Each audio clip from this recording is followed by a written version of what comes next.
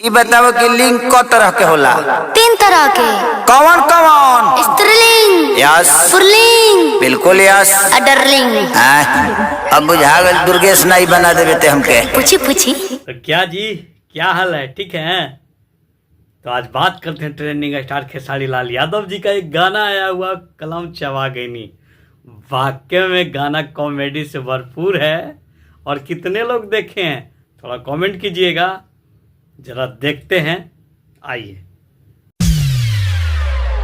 ए जी, use me.